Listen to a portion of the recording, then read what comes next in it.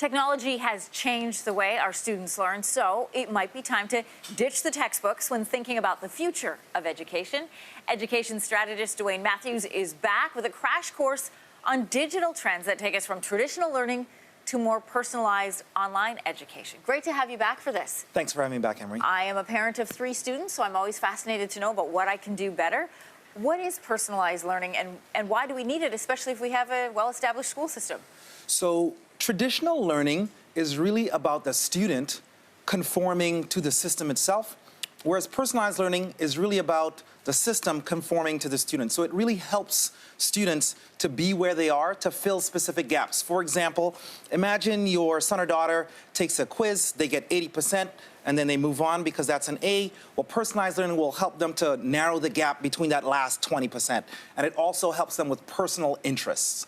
All right, you've talked about online learning platforms before. What are they specifically, and can you give us some examples of how we access it?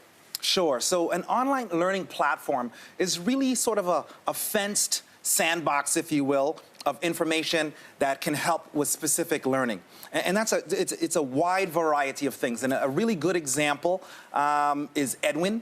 Edwin was created by Nelson, which is a large Canadian textbook company. They've taken all of their textbooks from grade 6 all the way up to grade 12, and they've put that into a great UI with a fantastic search engine. And students can go in there and they can take their own paths, they can put together learning objects and move through those together.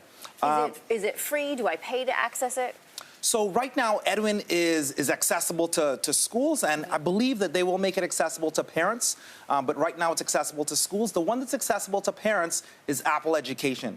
Apple Education is something that you can get. It comes along with your devices. It also connects with something called Today at Apple. You can walk into an Apple store. They give free creative classes on everything to do with photography, movie making, painting, creating different apps, making code.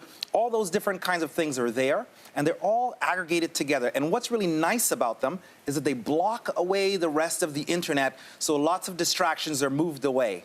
Huh. All right, most people don't even think of this, but smart speakers can also be used for personalized online learning. How so?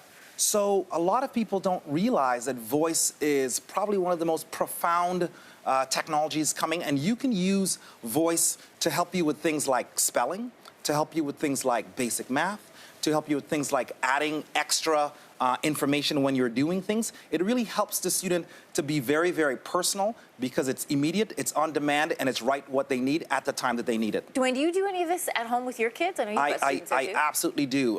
So my son and I go to Today at Apple probably once or twice a month. We've actually gotten the Edwin. We reached out to the company itself. And it's absolutely fantastic. And what's interesting about it is that my son can read at grade 9, he can do math at grade 6, and he can also write at grade 7 levels, and he can do all that all at the same time. So that's absolutely fantastic. And we have a HomePod that we use to help to augment some of the things that he's interested in. I always love learning what the experts do at home. Dwayne, thanks for coming in today. Thank you very much for having me.